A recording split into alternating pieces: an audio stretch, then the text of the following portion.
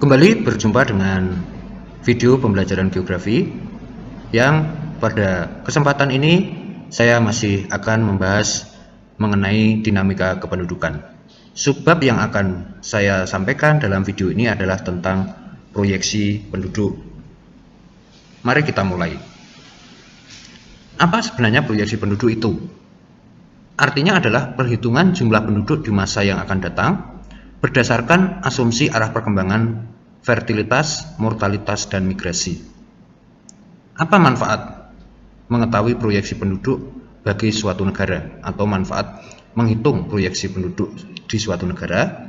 Pada zaman dulu, proyeksi penduduk dilakukan terutama untuk keperluan kepentingan pajak atau hendak mengetahui besarnya kekuatan negara atau kerajaan. Namun untuk masa sekarang, proyeksi penduduk diperlukan untuk memperbaiki kondisi sosial dan ekonomi dari rakyat melalui pembangunan yang terencana, baik untuk kepentingan menyediakan pangan, fasilitas kesehatan maupun pendidikan. Ini adalah gambaran antara masa lalu dan masa sekarang. Seorang raja ingin mengetahui penduduk masa yang akan datang, tujuannya untuk menarik pajak kepada rakyat dan juga untuk dalam tanda petik memaksa mereka bisa membela negaranya jika kondisi dalam perang. Sedangkan untuk masa sekarang, pemerintah bertanggung jawab terhadap kesejahteraan rakyat dari generasi ke generasi. Jadi dengan kondisi penduduk masa sekarang, proyeksi masa depan jumlahnya maupun kualitasnya juga akan bisa diprediksi. Bagaimana cara perhitungan proyeksi penduduk? Ada beberapa model, kita mulai dari model yang pertama yaitu model geometrik. Rumusnya adalah PN sama dengan P0 atau PO kali 1 tambah R pangkat N. PN ini adalah jumlah penduduk tahun ke N atau tahun terakhir. Kemudian P0 itu artinya jumlah penduduk tahun ke 0 atau tahun dasar atau tahun awal. N artinya jumlah tahun dari antara 0 hingga ke N itu. Misalnya dari tahun 2000 sampai 2005 ya berarti 5 tahun. Terus R artinya tingkat pertumbuhan penduduk per tahunnya. Biasanya menggunakan satuan persen. Yang kedua yaitu model aritmatik. Rumusnya hampir sama tetapi formatnya agak beda. PN sama dengan P0 kali 1 plus R kali N. Kalau tadi pangkat sekarang langsung dikalikan. Ada juga model eksponensial.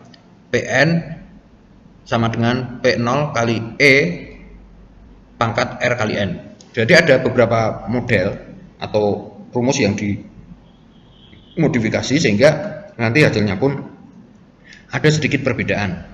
Nah, yang penting para siswa harus melihat keterangannya di sini supaya nanti bisa menghitung. Di sini pada model eksponensial ada angka eksponensial yang sudah ditetapkan yaitu 2,71828. Kemudian yang keempat ada rumus proyeksi yang kita sebut model doubling time. Memperkirakan kapan terjadi lonjakan jumlah penduduk 2 kali lipat di suatu wilayah. Rumusnya adalah doubling time atau pelipatan jumlah penduduk sama dengan K per R kali 1 tahun. K di sini adalah angka konstanta yang bernilai 70. R adalah angka pertumbuhan penduduk dalam persen. Ya, nanti kita akan dicoba di belakang menghitung proyeksi penduduk. Kita langsung membahas materi sampai selesai dulu. Yang berikutnya adalah faktor dinamika penduduk.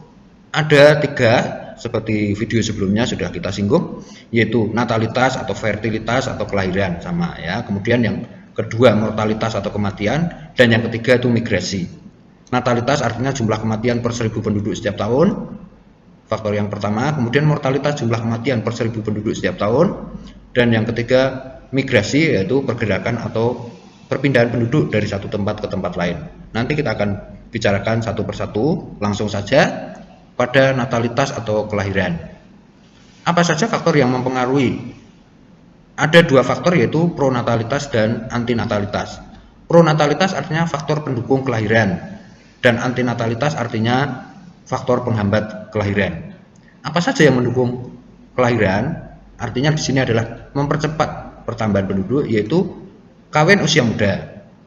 Nah, negara kita itu sebenarnya sudah ada pembatasan untuk usia nikah, yaitu yang laki-laki usia 19 tahun dan yang perempuan usia 16 tahun. Nah, yang dimaksud kawin usia muda berarti baik laki-laki maupun perempuan menikahnya itu usianya masih di bawah batas minimal. Yang kedua, pendukung kelahiran yang kedua adalah tingkat kesehatan yang rendah. Jika penduduk kesehatannya rendah, kecenderungan pasangan suami istri akan memiliki banyak anak karena mereka akan khawatir jika anak mereka tidak bisa berumur panjang karena faktor kesehatan. Yang ketiga itu faktor pendukungnya adalah anggapan banyak anak banyak rezeki. Ini adalah anggapan lama yang kadang masih dipertahankan hingga hari ini, khususnya bagi kelompok penduduk yang tinggal di pedalaman atau pedesaan terpencil. Nah, ini gambaran bagaimana seorang anak itu akan menambah pertambahan atau menambah jumlah penduduk di suatu wilayah. Selain faktor pendukung, kelahiran juga ada faktor penghambat. Apa yang bisa menghambat pertambahan penduduk yaitu pembatasan usia nikah, program keluarga berencana, pembatasan tunjangan anak, dan keyakinan atau anggapan bahwa anak merupakan beban. Nah, hal ini bisa menjadi penghambat kelahiran apabila dilaksanakan secara efektif dan didasarkan pada keikhlasan masing-masing penduduk untuk melakukan.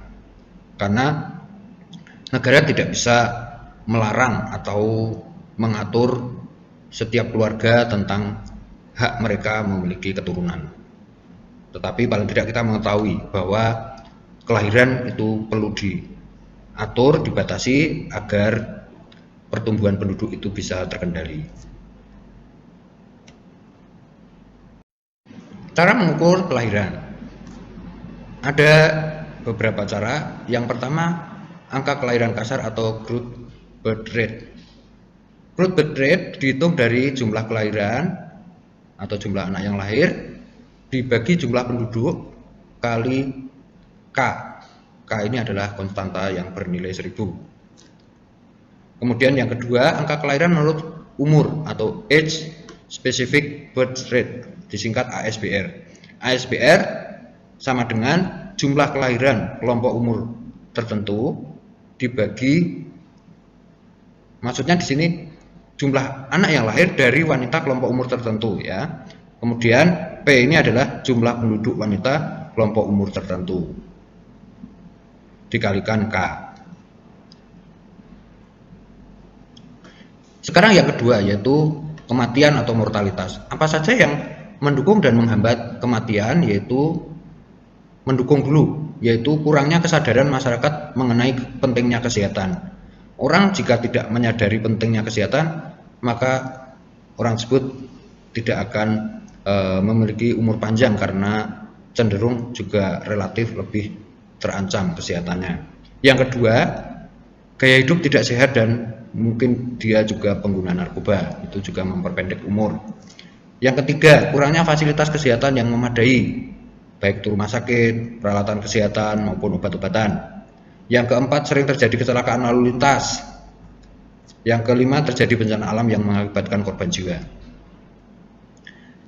Faktor penghambatnya. Untuk kematian bisa dihambat dengan fasilitas kesehatan yang memadai, lingkungan bersih dan teratur, ajaran agama yang melarang orang bunuh diri, serta tingkat kesehatan yang tinggi. Artinya kesadaran akan kesehatan yang tinggi. Itu faktor-faktor yang mempengaruhi kematian. Pengukuran kematian hampir sama dengan kelahiran, yaitu CDR, itu untuk angka kematian kasar ya, growth death rate, diukur dari jumlah kematian dibagi jumlah penduduk dikalikan 1000. Sedangkan kematian menurut umur atau age specific death rate itu jumlah kematian umur tertentu dibagi penduduk umur tertentu kali 1000 juga. Ya, demikian tadi pembahasan mengenai proyeksi penduduk, kelahiran, kematian, serta cara menghitungnya.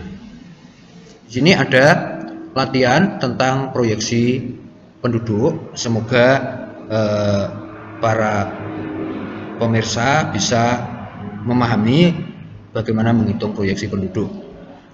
Misalnya di sini proyeksi model geometrik. Tahun 2001 jumlah penduduk Indonesia 205 juta jiwa. Tingkat pertumbuhan penduduk per tahunnya 1,5%. Berapakah proyeksi penduduk Indonesia tahun 2016? Nah, di sini harusnya N-nya ada di atas, maksudnya di sini pangkat N gitu ya. Misalnya kita hitung 205 juta. Ini tahun penduduk tahun 2001 dikalikan 1 plus 1,5% kali pangkat 15. 205 kali 1 ditambah 0,015, ini adalah artinya 1,5 bagi 100 kali atau pangkat 15. 205 kali 1,015 pangkat 15 adalah hasilnya 256,3 juta. Jadi proyeksi penduduk Indonesia tahun 2016 dengan tingkat pertumbuhan penduduk 1,5% per tahun menjadi 256,3 juta. Ini penduduk tahun 2016 jika diproyeksikan menggunakan model geometrik. Terus kalau model aritmatik bedanya bagaimana? Dengan soal yang sama, hasilnya ada sedikit perbedaan. Kalau tadi di atas jumlahnya 256, pada model aritmatik 251,125 ya. Artinya dengan menggunakan rumus model aritmatik hasilnya relatif lebih rendah. Demikian tadi penjelasan video kami tentang proyeksi penduduk. Nah, nanti pada video berikutnya akan dibahas mengenai migrasi. Semoga dinamika penduduk yang merupakan topik yang cukup luas ini akan menjadi lebih mudah dipahami dari video-video yang sudah saya upload melalui video pembelajaran geografi. Terima kasih atas segala perhatiannya. Selamat belajar. Sampai ketemu pada video kami berikutnya. Terima kasih.